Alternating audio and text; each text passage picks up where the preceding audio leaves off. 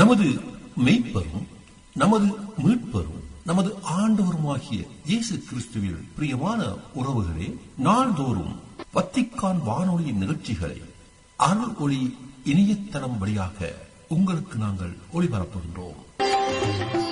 உங்களுக்காக தொகுத்து வழங்குபவர் உங்கள் அன்பு சகோதரன் பேசாலை தாஸ்.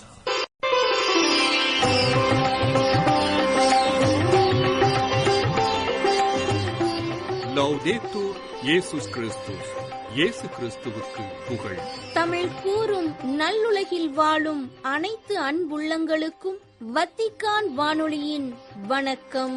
இறைவன் உங்கள் உள்ளத்தையும் இல்லத்தையும் தன் அன்பாலும் அருளாலும் அமைதியாலும் இன்றும் என்றும் நிரப்புவாராக.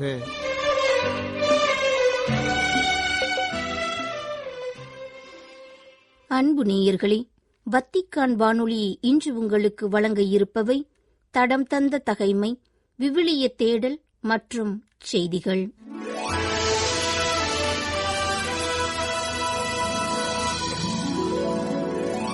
தடம் தந்த தகைமை.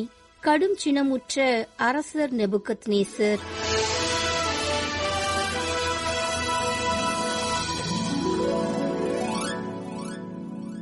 அந்நாட்களில் தானியேலும் அவரது தோழர்களும் மீண்டும் அரசர் அந்த கனவை தம் பணியாளர்களுக்கு சொல்லட்டும், அப்பொழுது அதன் உட்பொருளை விளக்கி கூறுவோம் என்று பதிலளித்தார்கள். அதற்கு அரசன் மறுமொழியாக கூறியது, நான் முடிவெடுத்து விட்டேன் என்பதை அறிந்தே நீங்கள் காலம் தாழ்த்த முயலுகிறீர்கள். இது எனக்கு திண்ணமாய் தெரியும். கனவு இன்னதென்று உங்களால் தெரிவிக்க இயலாதெனில் உங்கள் எல்லாருக்கும் ஒரே தீர்ப்புதான். சூழ்நிலை மாறும் வரை பொய்யும் புரட்டுமான வீண் கதைகளைச் சொல்ல உங்களுக்குள் உடன்பட்டிருக்கிறீர்கள். ஆதலால் கனவை முதலில் சொல்லுங்கள். அப்பொழுதுதான் அதன் உட்பொருளையும் உங்களால் விளக்கி கூற முடியும் என்பதை நான் அறிந்து கொள்ள இயலும்.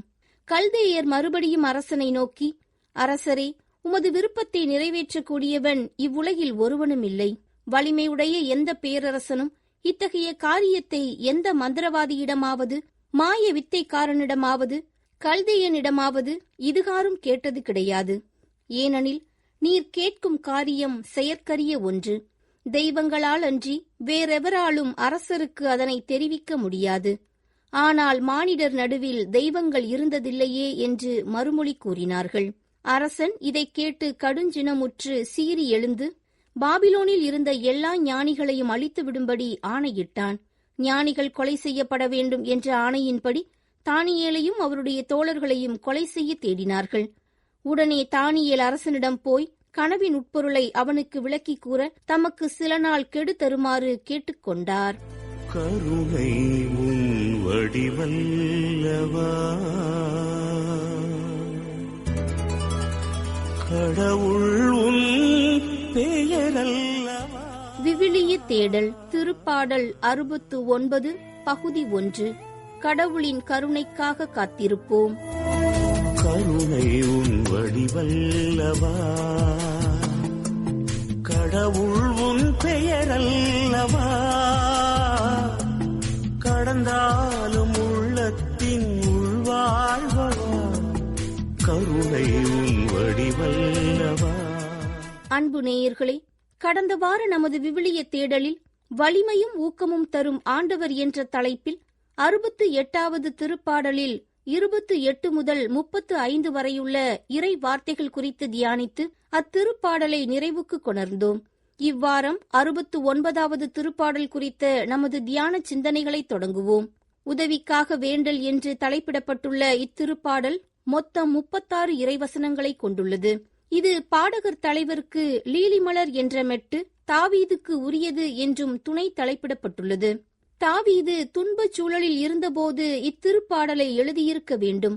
ஆனால் அவர் எப்போது இதனை எழுதினார் என்பது தெரியவில்லை.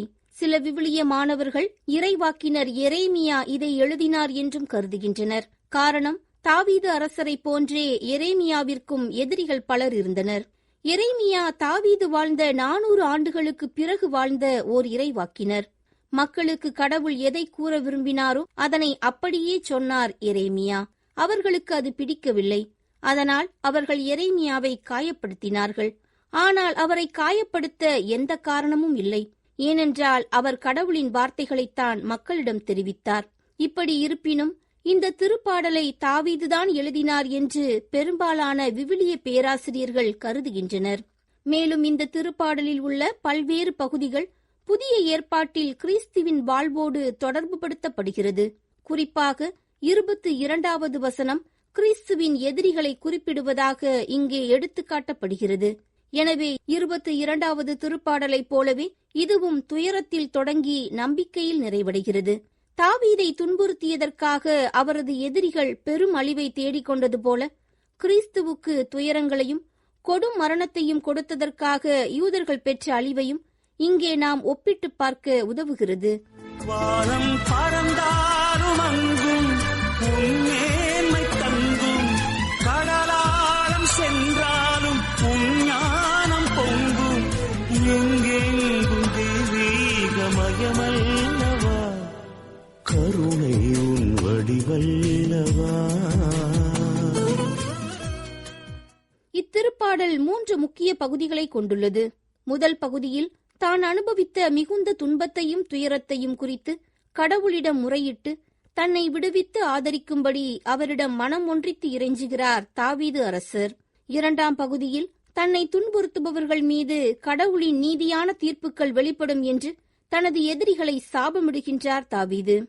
3ஆம் பகுதியில் கடவுள் தனக்கு உதவி செய்து தன்னை காப்பாற்றுவார் என்று உறுதியளிக்கும் மகிழ்ச்சி மற்றும் புகழ்ச்சியின் குரலுடன் இத்திருப்பாடலை நிறைவு செய்கின்றார் தாவீது. இப்போது இத்திருப்பாடலின் முதல் 4 இறைவசனங்கள் குறித்து நாம் தியானிப்போம். முதலில் அவ்வார்த்தைகளை அமைதி நிறைந்த மனதுடன் வாசிப்போம்.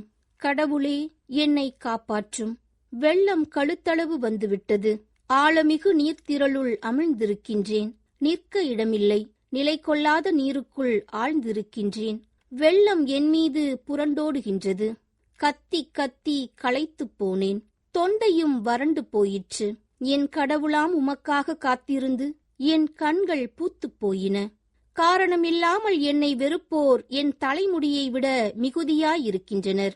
பொய்க்குற்றம் சாட்டி என்னை தாக்குவோர் பெருகிவிட்டனர். நான் திருடாததை எப்படி திருப்பித் தர முடியும்?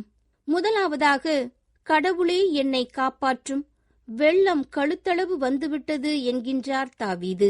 தான் அனுபவிக்கும் பெரும் துயரங்கள் மத்தியில் தனக்கு உதவி செய்வதற்கான ஒரே ஆதாரம் தனது படைப்பாளரான கடவுள் மட்டுமே என்பதை அறிந்திருக்கிறார் தாவீது. அதனால்தான் கடவுளே என்னை காப்பாற்றும் என்று அவரை நோக்கி அபயக்குரல் எழுப்புகிறார். தாவீதின் அவல நிலை அவர் ஒரு பெரு வெள்ளத்தில் சிக்கித் தவிப்பது போலவும் அவரது ஆன்மாவை நோக்கி தண்ணீர் பாய்ந்து செல்வது போலவும் இங்கே விவரிக்கப்படுகிறது. மேலும் அவருடைய உயிர் அச்சுறுத்தலுக்கு உள்ளாகி உள்ளது. அவர் புதை மணலில் சிக்குண்டு மூழ்குவது போல் உணர்கிறார். உண்மையில் அது அழிவை தரும் ஆழமான நீரில் மிதப்பது போன்றது. இங்கே புதை மணல் என்பது சேறு நிறைந்த குழியை குறிப்பிடுகிறது. இதில் சிக்கிக் கொள்பவர் மெதுவாக உள்ளிழுக்கப்பட்டு மூழ்கிவிடுவார். அடுத்ததாக, ஆழமிகு நீர்த்திரளுள் அமிழ்ந்திருக்கின்றேன். நிற்க இடமில்லை. நிலை கொள்ளாத நீருக்குள் ஆழ்ந்திருக்கின்றேன். வெள்ளம் என் மீது புரண்டோடுகின்றது என்கின்றார் தாவீது.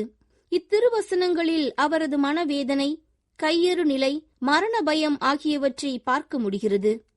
மேலும் தாவீதின் இந்த துயரங்கள் இயேசு கெத்சமனி தோட்டத்தில் அனுபவித்த துயரங்களுடன் ஒப்பிட்டு நோக்கத்தக்கன. தந்தையே, உமக்கு விருப்பமானால் இத்துன்பக் கிண்ணத்தை என்னிடமிருந்து அகற்றும். ஆனாலும் என் விருப்பப்படி அல்ல, உம் விருப்பப்படியே நிகழட்டும் என்ற வார்த்தைகளில் இயேசுவின் துயரநிலை வெளிப்படுகிறது. மேலும் அவரோ மிகுந்த வேதனைக்குள்ளாகவே உருக்கமாய் இறைவனிடம் வேண்டிக் கொண்டிருந்தார். அவரது வியர்வை பெரும் இரத்த துளிகளைப் போல தரையில் விழுந்தது என்று நாம் வாசிக்கின்றோம். வெளியெங்கும் சுடர் வீசும் ஒளி என்று சொல்வார், மனதீபம் நீ என்று அறியாமலே. அருள் மேகம் பொழிகின்ற மழை என்றும் சொல்வார், அகம் ஊறும் உனதன்பை புரியாமலே.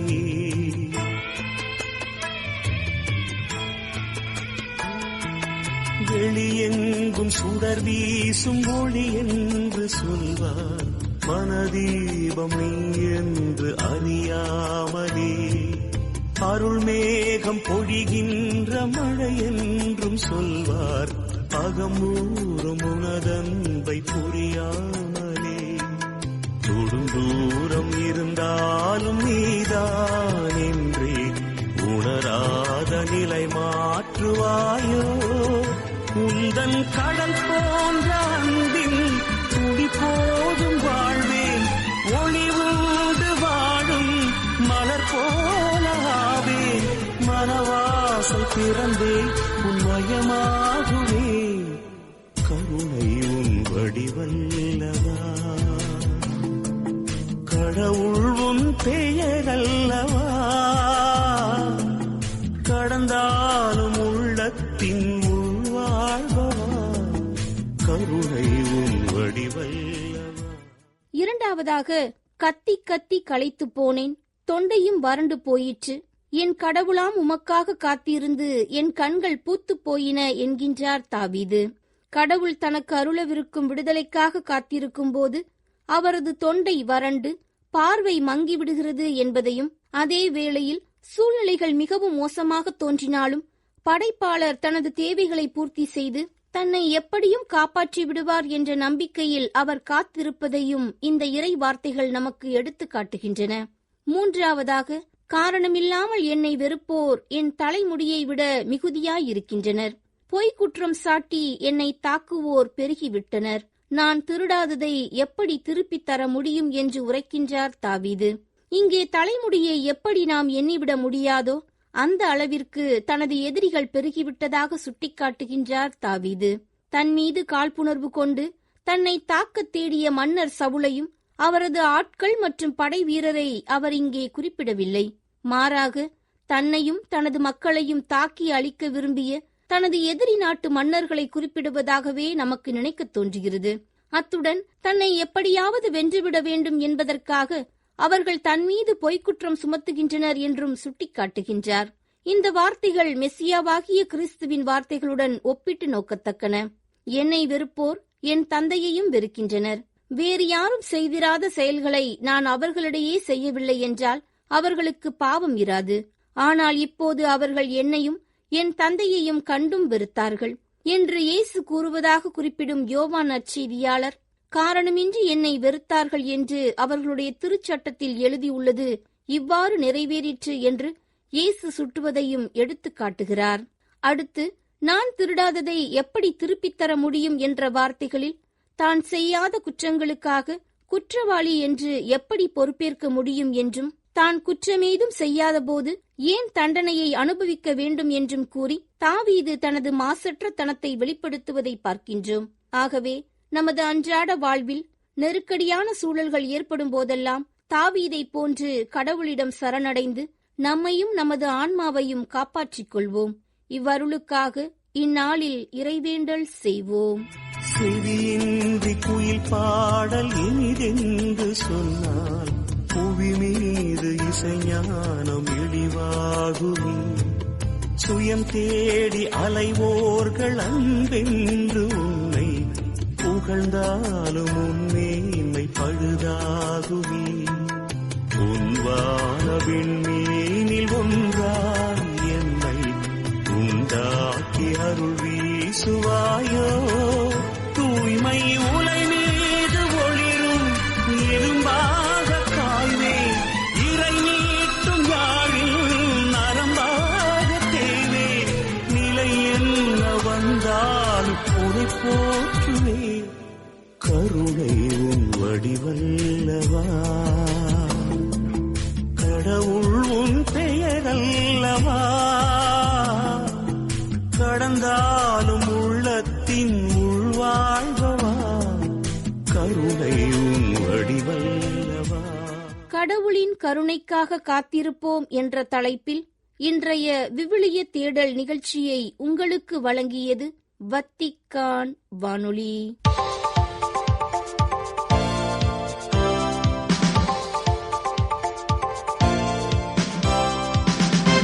செய்திகள். திருத்தந்தை 14ஆம் லியோ அவர்கள் தேர்ந்தெடுக்கப்பட்டதற்கு வரவேற்பு வழங்கும் ஐநா கூட்டத்தில் உரையாற்றிய திருப்பிடச் செயலர் கர்தினால் பேத்ரோ பரோலின் அவர்கள் மேலும் நீதி, ஒருமைப்பாடு மற்றும் அமைதியை தேடி வருபவர்களுக்கு இது ஒரு புதுப்பிப்பின் காலம் என்றார்.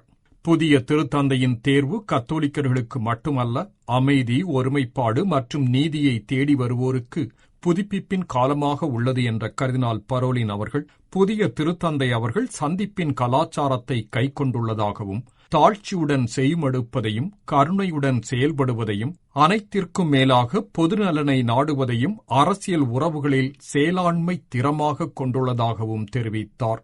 திருத்தந்தை 14ஆம் லியோவின் தலைமையின் கீழ் திருப்பிடம் உலக அரசியல் பிரதிநிதிகளுடன் இணைந்து மனித மாண்பை ஊக்குவிக்கவும், பாதிக்கப்பட்டுள்ள மக்களை பாதுகாக்கவும், தப்பெண்ணம் உள்ள இடங்களில் பாலங்களை கட்டி எழுப்பவும் பாடுபடும் என்ற திருப்பிடச் செயலர், திருப்பிடத்தின் அரசியல் உறவுகள் என்பது அமைதி, நீதி மற்றும் உண்மையை அடிப்படையாக கொண்டதாக இருக்கும் என்றார். அனைத்துலக ஒத்துழைப்பை பின்னி பிணைவதில் ஒரு முக்கிய பங்காளியாக திருப்பிடம் இருக்கும் எனவும், ஏழைகளை பாதுகாக்கவும், அமைதியை கண்டடையவும், ஒன்றிணைந்த மனிதகுல வளர்ச்சிக்கு உழைக்கவும் ஒழுக்கரீதி குரலாக தொடர்ந்து உழைக்கும் எனவும் கூறினார் திருப்பிடச் செயலர் கர்தினால் பரோலின். மே 19 திங்களன்று திருத்தந்தை 14ஆம் லியோ அவர்கள் கொலம்பியா நாட்டின் அரசுத் தலைவர், ஜார்ஜியா குடியரசின் அரசுத் தலைவர் மற்றும் அமெரிக்க ஐக்கிய நாட்டு துணை அதிபர் ஆகியோரை தனித்தனியாக சந்தித்ததுடன் ஆஸ்திரேலிய நாட்டு பிரதமரையும் திருப்பிடத்தில் சந்தித்து உரையாடினார். ஆஸ்திரேலிய பிரதமர் அந்தோனி ஆல்பனீசே அவர்கள் திருத்தந்தையை சந்தித்து உரையாடிய பின் நாடுகளுடனான திருப்பிடத்தின் உறவுகளுக்கான செயலர் பேராயர் பால் ரிச்சர்ட் கேலகர் அவர்களையும் சந்தித்து இரு நாடுகளுக்கும் இடையே நிலவும் உறவுகள் குறித்தும் கலந்துரையாடினார்.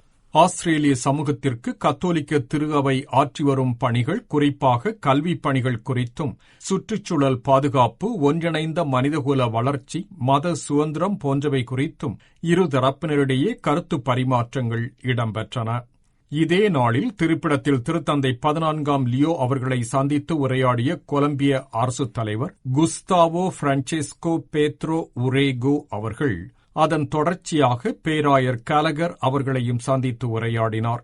ஜார்ஜியா குடியரசின் அரசுத் தலைவர் மிகேலி கவலாஷ்விலி அவர்களும் திங்களன்று திருத்தந்தை 14ஆம் லியோ அவர்களை தனியாக சந்தித்து உரையாடினார். காஷ்மீர் பகுதியில் பதட்ட நிலைகள் நிலவி வரும் இன்றைய காலகட்டத்தில் நீடித்த அமைதியின் பாதையை இந்தியாவும் பாகிஸ்தானும் கண்டுகொண்டு செயல்பட வேண்டும் என அழைப்பு விடுத்தார் கர்தினால் ஆஸ்வால்ட் கிரேசியாஸ். ஏப்ரல் 22ஆம் தேதி காஷ்மீர் பகுதியில் 26 பொதுமக்கள் தீவிரவாதிகளால் கொல்லப்பட்டதைத் தொடர்ந்து இடம்பெற்ற பதட்ட நிலைகளும் ராணுவ தாக்குதல்களும் தற்போது இடைக்கால போர் நிறுத்தத்தால் அமைதி அடைந்து வரும் நிலையில் நிரந்தர அமைதிக்கான பாதை எடுக்கப்பட வேண்டும் என இரு நாடுகளையும் கேட்டுக் கொண்டார் மும்பையின் முன்னாள் பேராயர் கர்தினால் கிரேசியாஸ். காஷ்மீரில் அமைதி ஏற்படும் நோக்கத்தில் முழு அளவிலான ஓர் ஒப்பந்தம் இடம்பெற வேண்டியது இந்தியா மற்றும் பாகிஸ்தானுக்கு மட்டுமல்ல, உலக அமைதிக்கும் பங்களிப்பதாக இருக்கும் என அழைப்பு விடுத்த கர்தினால், பழைய கால விரோதங்களை கைவிட்டு அமைதிக்காக உழைக்க வேண்டிய நேரம் வந்துள்ளது என மேலும் கூறினார். காசாவில் துன்புறும் அனைத்து மக்களுக்கும் தங்களால் இயன்ற அனைத்து உதவிகளையும் ஆற்ற வேண்டுமென உலக கிறிஸ்துவ சமூகத்திற்கு அழைப்பு விடுத்துள்ளார் கர்தினால் பியர் பத்திஸ்தா பிட்சபாலா.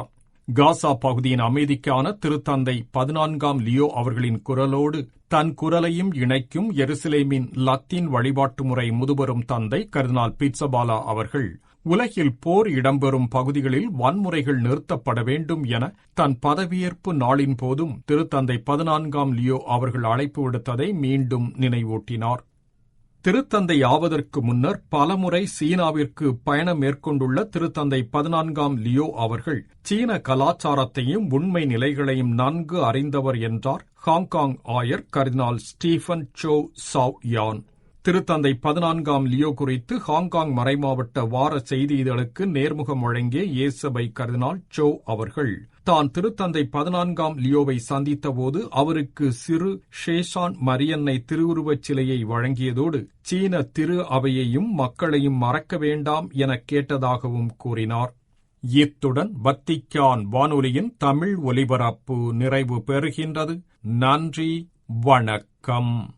இதுவரையும் நீங்கள் செவியுற்றது வத்திக்கான் வானொலியின் இன்றைய நிகழ்ச்சிகள். மீண்டும் மற்றொரு வத்திக்கான் வானொலி நிகழ்ச்சியில் உங்கள் அனைவரையும் சந்திக்கும் வரை அன்பு விடைபெற்றுச் செல்வது உங்கள் அன்பின் பேசாலை தாஸ்.